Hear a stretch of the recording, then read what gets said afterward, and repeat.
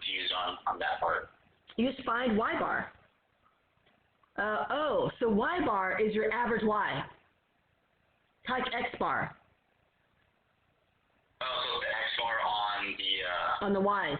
It's the x bar of the y's. I'm sorry, I didn't explain that. That's probably why everyone's all lost. Right, so I'll show you guys that in a minute. All right, so here's our, let's see, we got as far as step 2. Step 3, you put your data into, you put your x's into list 1, you put your y's into list 2, and you did stat test, lin-reg t-test, and you got R is 0.445, you got your A is 63.876, and your B is 0.4427. Actually, I should probably go ahead and do that really quickly is what I should have done. All right, so 160, 227, 140, 144, 161, 147, 141. Great, double check. Oh, look, there's a mistake. This is 144. Okay. Go over here, go up, and it's 189, 157, 140, 127, 123, 106, and 101. Okay, great. So if we kind of look at this, so double check your data, make sure you're right, because you screw this up and then you don't know that you've made an error. You have no idea about that. So go up and check my top one, 160, 189. Okay, good. So stat, test, up, lin-reg t-test, enter, and list 1, X is list 1, Y is my list 2. So this is going to be where my Y bars are going to come from, my average. So Y bar is the same as X bar, only for your Ys, right? So it's just your average Y, your Y bar. So the X bar of list 2, frequency is 1. This is always going to be not equal to, leave that blank, hit calculate. And I end up with my T is that, I don't care about that, my P is, P value is 0.317, so this is totally not unusual. So I should not be rejecting H naught. A is 63.876, so I write that down. My B is 0.4427, write that down. And then my R is 0.445. Okay, great. So then I have my R's right here, totally in the do not reject region, right, which is what I expect because my p-value was 0.30% or something, something really large. So we do not reject H naught, which means that it is not a line, right? If we say not here, that's again not enough evidence. We do not reject H naught, we do not have enough evidence. It is not a line. So not enough evidence. And then remember this part here, evidence to say there is a correlation between blank and blank. The only things that change is either it's going to be enough evidence or not enough evidence. So that's the only thing that changes each time. Not enough or enough, and then the blanks will change. Casino size and revenue, forest fires and acres burned, cats and, I don't know, whatever. But yeah, whatever. So these two things will be the two things that change. So do not reject means not enough evidence. It is not a line. So the not a line helps you down here because later on, when you do your y equals a plus bx, you'll get, okay, a is 63.876, y is 0.4427, so y equals 63.876 plus 0.4427x. That's my linear regression line, but it's not a line. So this line is useless. It doesn't reflect my data because my data was not a line. So I can't use a line to predict it. Instead, I'm going to use x bar. So so my best guess for my y's will be the average y. My best guess for the x's will be the average x. So the average y is y bar. The average x is x bar. How do I find that? So when x is 190, I find my y bar. How do I find it? I grab out my handy dandy calculator and I'm going to do, let's see, the great thing is that my y's are in list 2. All I need to do is find my average of that. So I'm going to do stat, calc. I have 2 variables, so I'm going to do 2 var stats. It just makes my life easier. 2 var stats of second L1, comma, second L2. And that will give me my X bar, my a bunch of other stuff, my N, keep going down. Oh, there's my Y bar. My average Y, the sum of my Y's, sum of Y squares, all that stuff, it's all in there. So there's my Y bar right there. 134.71. So that's how we get that one. Questions? Does that make more sense? I have a question. Yes. Do we need to do the y equals a plus bx if we know that it's not a line? I would like for you then to write down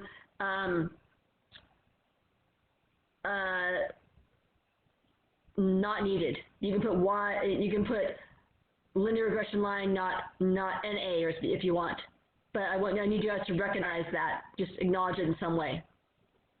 I think that's what at least my group was getting confused about. So like, oh, we just find y. Like, what else do we need? Okay. Yeah. That makes more sense. Cool. Good. All right. So lab problem 6. Here's lab problem 6. So alpha is 0.05. Here's my number of fires and my acres burned.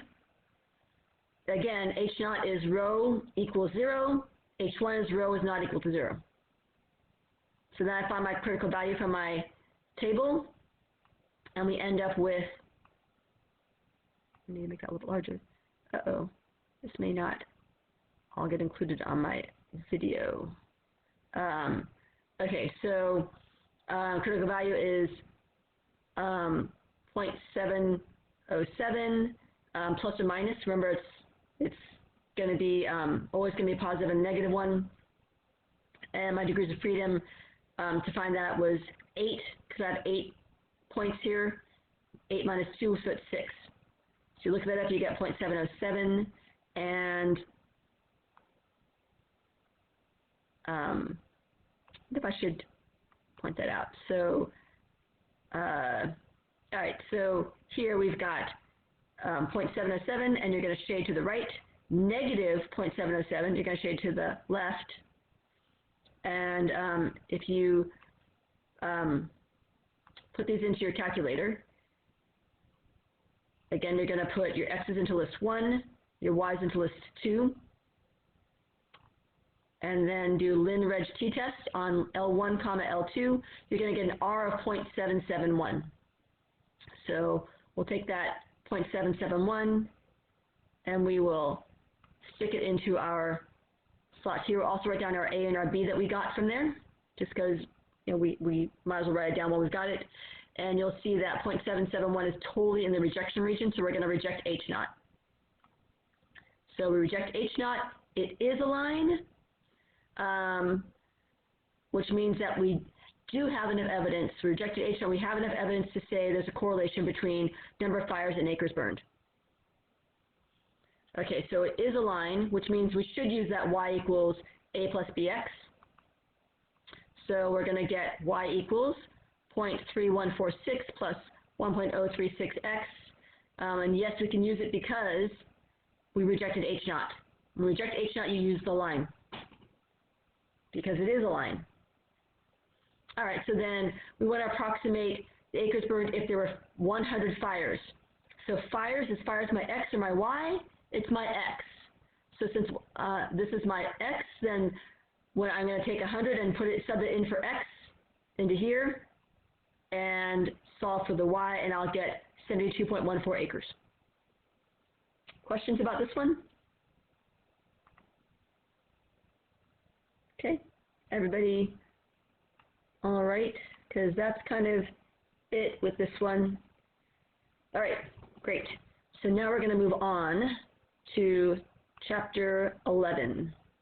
So we're going to look at the first one, Goodness of fit, that's what we're going to look at today using the chi-squared test.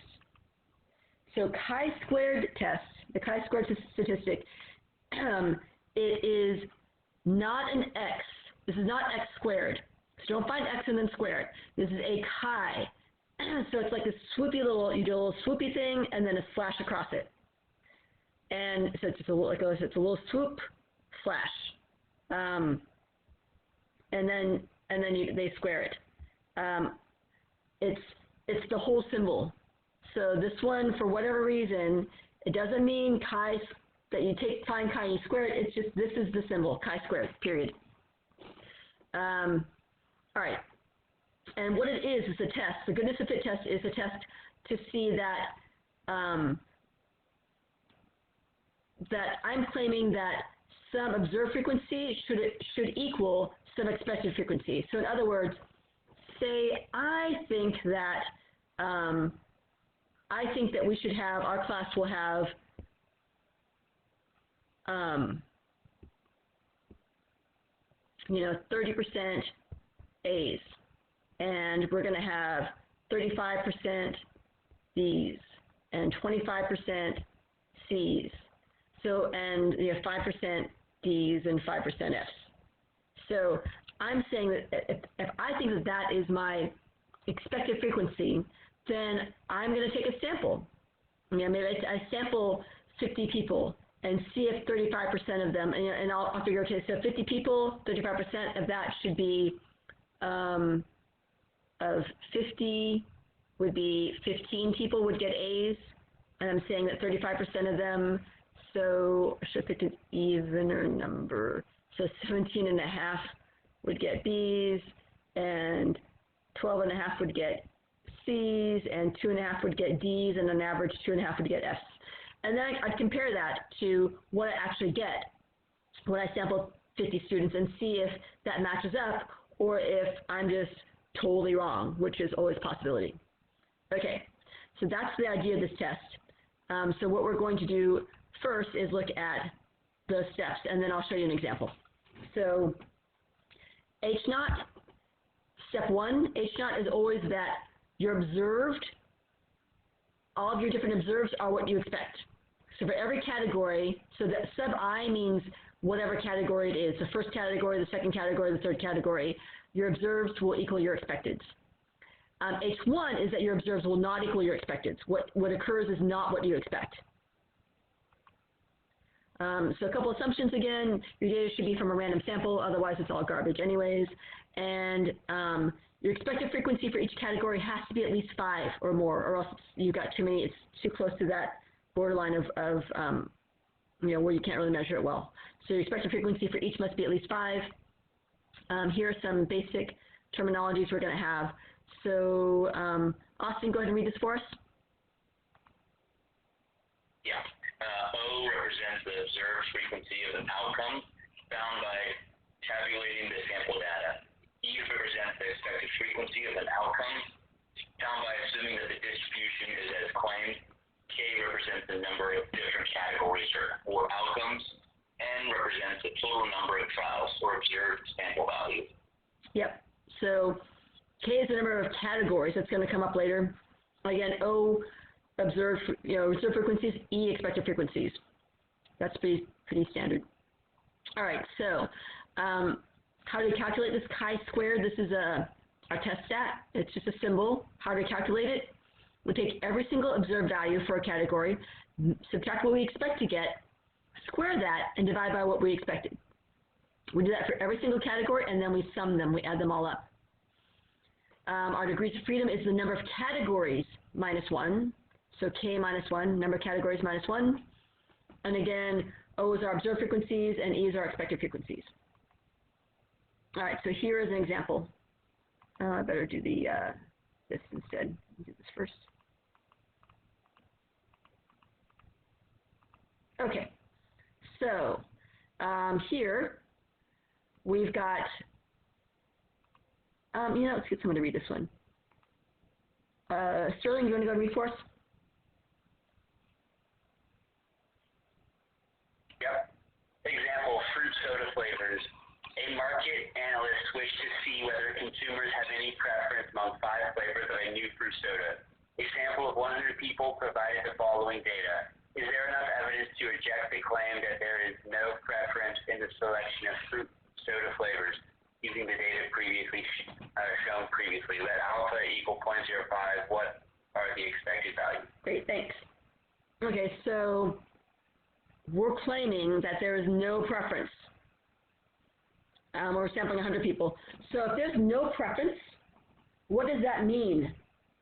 There's 5 flavors, and none of them are preferred. There's no preference among them. People like them all equally. So if people all like them, if they're all equally liked, then we have 100. How many should be in each category?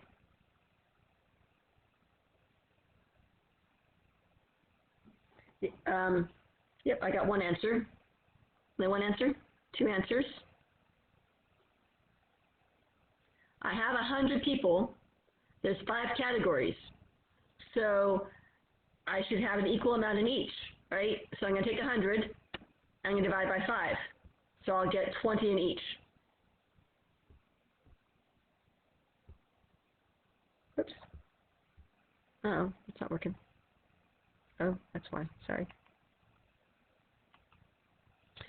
All right, so because they're equal, take how many items you have and divide by equally amongst the 5 categories, and you get 20 in each category.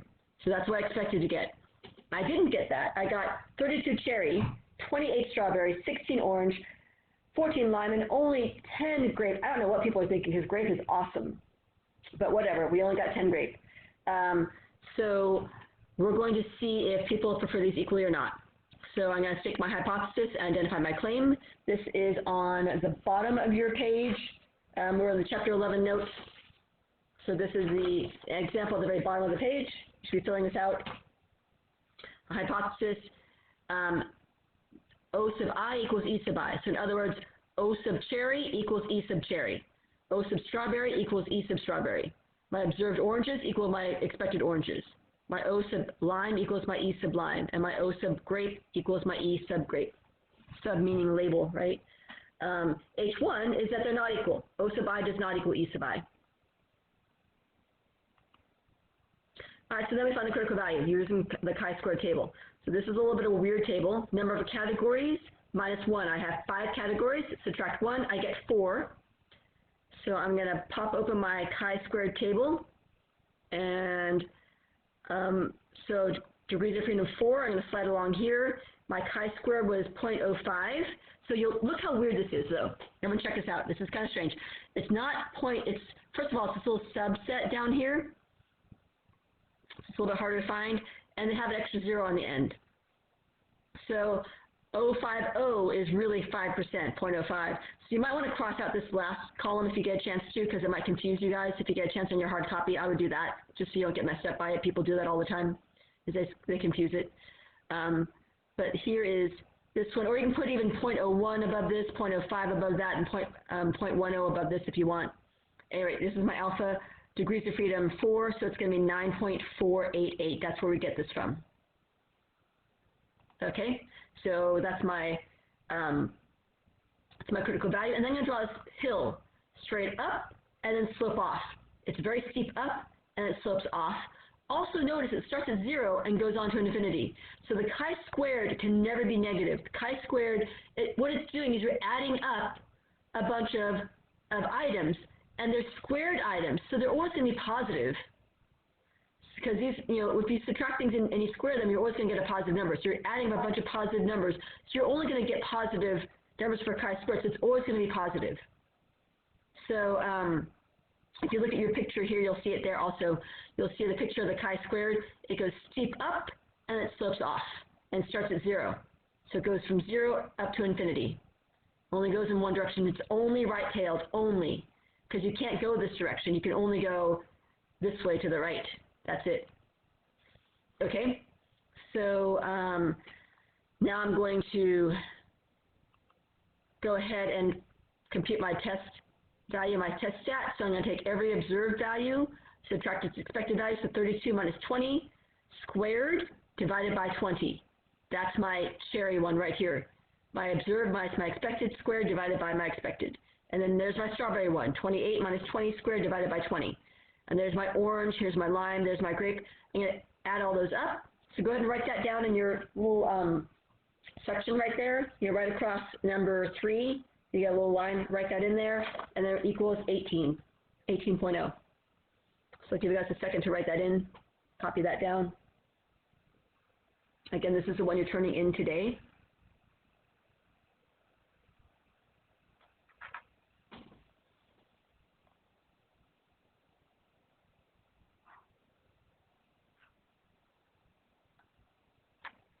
Okay, it'll be in the notes if you want to check it later. This is page 37, just for reference. Okay. And then, here's an alternative way you can do it. You could put, I want all of my, turn this on, I can put all of my observes into list 1 and all my expecteds into list 2. So I could do that, and I would get, let me clear this first.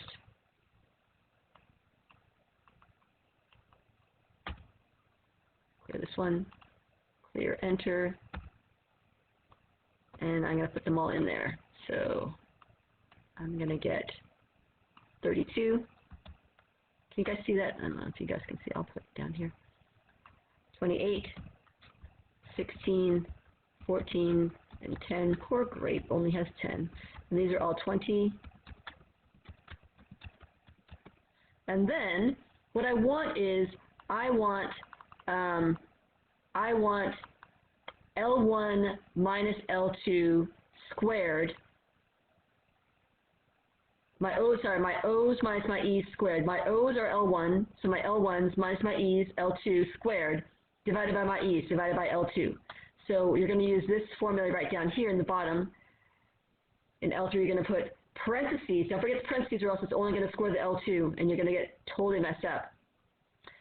L parentheses, L1 minus L2, n parentheses, squared divided by L2. So let me show you what that looks like. I'm going to go up, so my cursor's on the L3, and I'm going to do parentheses, second L1 minus second L2, n parentheses, squared, divided by L2, second L2. Hit enter, and then boom, it's going to fill all those in. So this is what you guys got when you did each of these. These are the solutions you got. So in other words, you know, 7.2, that's this one here. 3.2, that's this one here. 0.8, that's this one here. 1.8, that's this one here. 5, that's that one there. And then you have to add them up. So to add them up, I want to sum list 3, so I do stat calc, 1 bar stats of list 3. So second L3. But people get messed up, so they make sure you don't do L1, and there's a sum of them. The sum of the x's is 18. So that's where that one comes from. Just make sure that you do stat calc of L3, because people mess it up all the time and do L1 because they just aren't thinking, and then they get the total wrong answer, completely wrong. Okay, so that's step 3. So if you take a look at this, 18.0, that's way out here, totally in the rejection region. So we're going to reject H naught, absolutely, 100%. Reject the null hypothesis. Summarize the results. There is enough evidence to reject the claim that consumers show no preference for the flavors. So pretty much H naught is always going to be the claim for Chapter 11. For Chapter 10, you'll find in your homework for Chapter 10, H1 is pretty much always your claim for Chapter 10. Because Chapter 10 usually claims that there is a relationship. So that would be, you know, remember H naught is no. So pretty much your claim is always going to be H1 for Chapter 10. But for Chapter 11, it's always going to be that there is no difference, that they're the same. So it's always going to be reject. So enough evidence to reject. So this is always going to be reject for Chapter 11. Enough evidence to reject the claim that there is no preference, or that they're equally, that The preference is as stated. You could just say that. The preference is as stated. Reject claim that the preference is as stated. That's totally fine.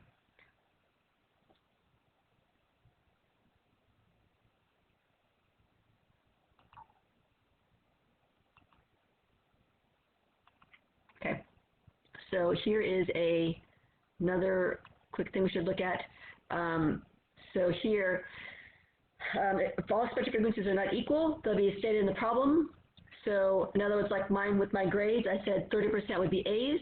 So my percentage, 30% times the number of people, 50, 15%, 15 of them. So this is always going to be your percentage, your probability for that section category multiplied by your total number, and that should tell you how many you expect to have that category. If they're all equal, then it's really simple because you take your n and you divide by the number of categories because they're all equally spread apart. And this is how this makes sense. So for example, I flip a coin 5 times. What are my categories when I flip a coin? Heads and tails. How many categories do I have? Heads and tails, 2. So the probability of getting a heads, let's see, that's 1/2. Tails is 1/2. So how many heads do we expect to get if we flip it 5 times? We expect how many heads and how many tails? If you said 2.5 and 2.5, you would be correct. Right? Because that is my n over k. I have 5 of them. I divide by my categories 2, and I get 5/2 or 2.5. Please note, this is important.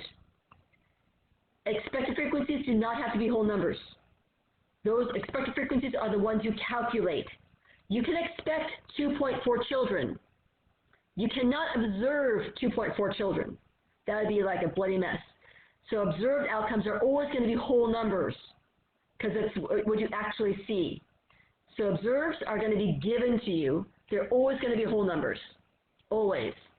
Expected are the ones you calculate, and those can absolutely be decimals. Very, very commonly. Here's an example. We'll do this one quickly. We're kind of behind. I don't know how we got so behind. Oh, no, we're not behind. We have till 9:45. No wonder. I'm freaking out. Trying to figure out why we're running out of time. Okay, great. Eduardo, go ahead and read for me.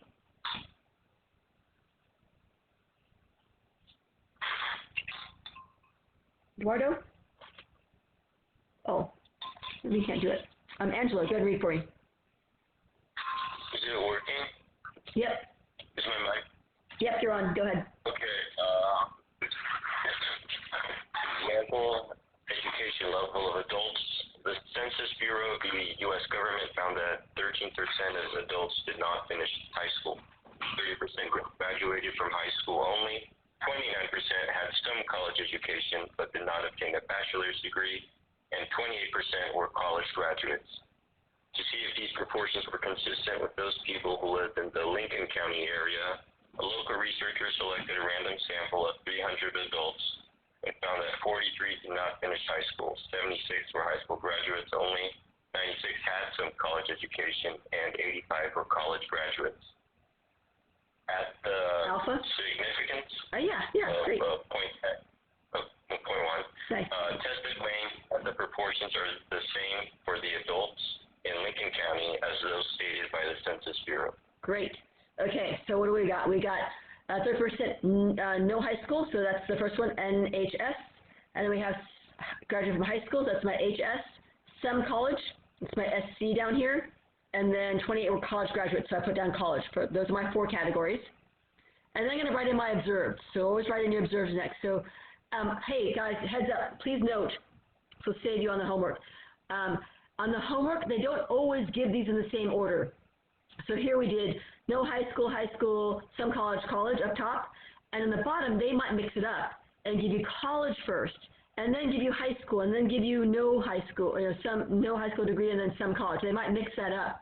So pay attention to that, because otherwise one student spent like 3 hours banging her head trying to figure out what she was doing wrong, and all it was that the order was different on the bottom.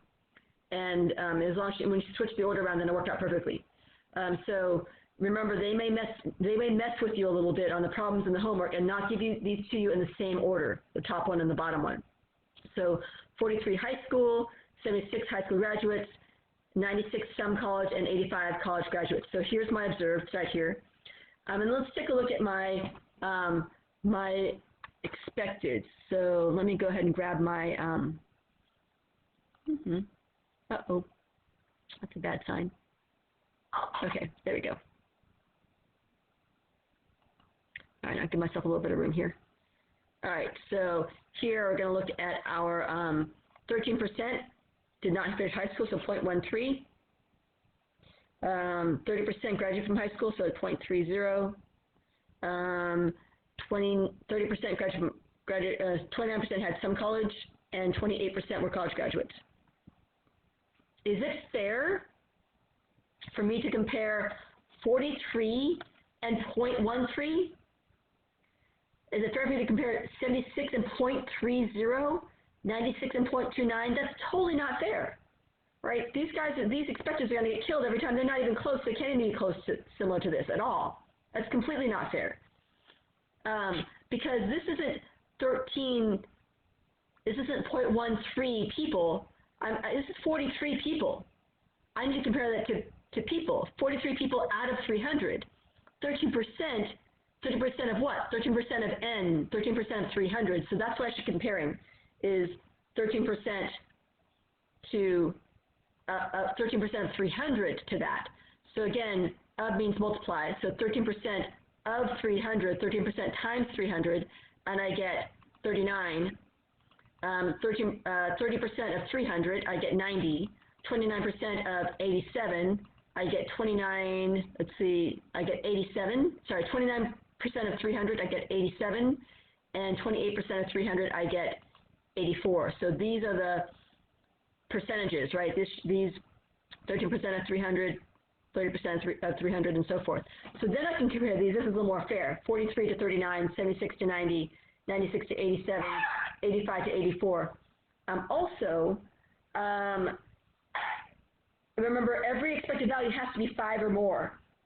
So you can never have a decimal in there. It always has to be at least 5. Otherwise, basically your data becomes useless. I had a student in the math lab who came to me, not one of mine, but someone else's, and she was like, I never reject H0. What's going on? And it's because she changed all these to percentages. And if you change all the percentages, all those numbers, you're taking a small number, subtracting another small number, squaring it, dividing by another small number, and you're going to get all these small numbers added up. So of course she was always getting numbers less than 1. So she never ended up rejecting H0 because she was using percentages. So it was like she sampled a fraction of a person. So that was not taking in consideration her sample size and how many people she was sampling. So that's why she was always getting these wrong problems, because she was using percentages. You have to use the whole number, because if you use the whole number, then it takes into account how many people you're actually sampling, your sample size as well. All right, so step 1, H0, O sub I equals E sub I. That's my claim. Remember, H0, it's always that it equals some percentage that I expect, my expected percentage. H1 is O sub I is not equal to E sub I. Then I'm going to find my critical value. Let's see, my alpha is 0.10. I have 4 categories. So I'm going to bust up my table here. 4 minus 1 is 3, so my degrees of freedom is 3. I'm going to use the third row, and alpha is 0.1. It's this one here, 0.100. So remember, that's 0.10. So the third one down, 6.251. So that's going to be my critical value. I'm going to draw my weird little table, my weird little sweepy thing where I go steep up and slope off, steep up and slope off. So it's going to be like that, steep up and then slope off. Putting in your 6.251 and shade. And then I'm going to find my chi-squared, and I'm just going to calculate it. Honestly, on the exam, I'm only going to give you like 4 things here, 4 categories here, maybe 3 or 4 categories, not very many. So it's just easier to do it by hand than it is to use the calculator, because the issue with the calculator is that when you use the calculator, you might end up accidentally using, finding the sum of list 1 instead of list 3 and you get the wrong number, because that's super easy common mistake to make. So it's going to be 43 minus 39 squared divided by 39. 43 minus 39 squared divided by 39. 76 minus 90 squared divided by 90. 96 minus 87 squared divided by 87. 85 minus 84 squared divided by 84. So I'll go ahead and do those very, very quickly. You guys can do them with me if you'd like. Or not, I don't know. So the first one is going to be 43 minus 39. I'm going to hit enter because I don't like doing parentheses. Enter, and then I'm going to square it. Enter, divided by 39. Enter. So that's 0.410. That's the first one. Then I'm going to do the next one. Oops, maybe. So that's going to be, don't mess with me. Okay, 76 minus 90, enter, squared, so times raised to the second power. So again, remember, when you square a negative number, it becomes a positive, and then divide by 90. So 2.177, 2.18, and the next one is going to be 96 minus 87, enter, squared, divided by 87, and I get 0.931. And the last one, 85 minus 84, that's going to be 1. 1 squared is just 1, divided by 84. And we get 0.0119, 0.012. And then we just add those up. So I'm going to add them up, plus 0.931, plus 2.18, plus 0.410, and I get 3.533. Okay, so this is off a little bit. It's a little bit different because I rounded. But you had something in that neighborhood, 2.53 something. So I'm going to put that in there, 2.53. I'll write that better. 2.53. Maybe I'll type it. It might be nicer. 3.53. 3.53. And then this other one was orange. And that's 6.251. Okay. Let me just clean those up a little bit so they look a little bit better. This is where he belongs. There, that's nice. Okay, good. So you can totally see that he is definitely in the do not reject region completely. So we do not reject H naught, which means that there is not enough evidence. We did not reject H naught. We do not have enough evidence to reject the claim that percentages are as stated. And you can just do that every time. I'm fine with this. I don't really care. Not that I don't care. These chapters are, like I said, we're covering them very superficially. So this part is going to stay the same. Enough evidence to reject claim that percentages are as stated. You can always use that every single time for these chapter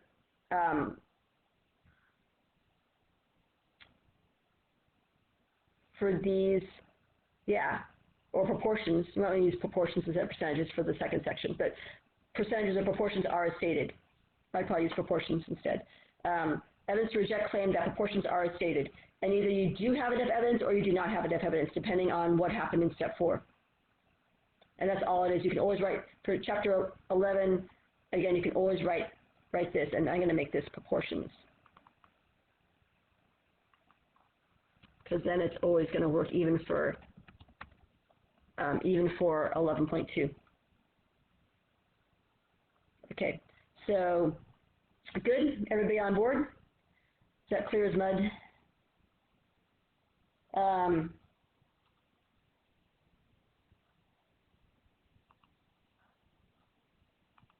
So what I'd like you guys to do is, oh, here it is prettier.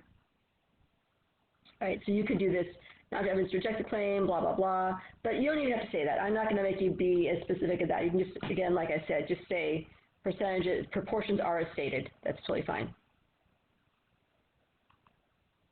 All right, here's the summary of all the steps, just so you guys are clear on these. It's brand new.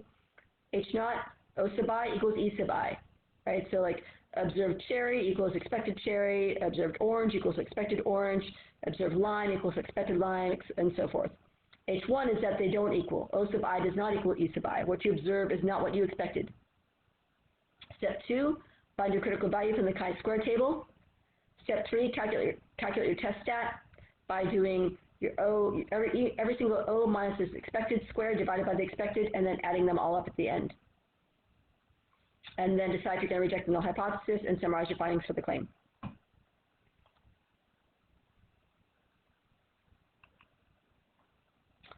So you guys have a lab problem. I'm going to get, you guys have, plenty of time. You got like 15 minutes to work on it. So researcher read that firearm-related deaths for people aged 1 to 18 were distributed as follows: 74% accidental, 16% homicide, 10% suicide. In her district, they had 62 accidental, 23% homicides, and 5% suicides. And please note, again, on your homework, they may mix this order up. They may give it to you accidental, homicide, suicide, and then down below they may give you, 23% homicides, and then 5% suicides, and then 62 accidentals at the end. They may mix those numbers up because they're just mean like that. All right, so at any rate, these are your 3 categories. You're going to write in your observed, so 62 accidental. And then remember, this is not 0.74 I'm going to compare. It's 74% of my sample is what I expect. I expect of my sample, I expect 74% of them. So my sample, I have to add these up. 62 plus 23 plus 5 is 90. So if you add those up, right? 62 plus 23 plus 5 equals 90. So that's your N. So here, it's going to be 74%, 0.74 times 90. That's going to give me my expected. And see how expected can absolutely be a decimal, because expecteds are the ones you calculate. Remember that. You calculate the expecteds. The observed, you're just given to that. That's what you observe. It's just, whatever you see. So again, this is your proportion, P times N. Pn, that's your, that gives you your expecteds. All right, so I'm going to break you guys out. You've got 15 minutes. I'll try to pull you in. Just let me know when you guys are done, and I'll pull you in. So lab problem number 1.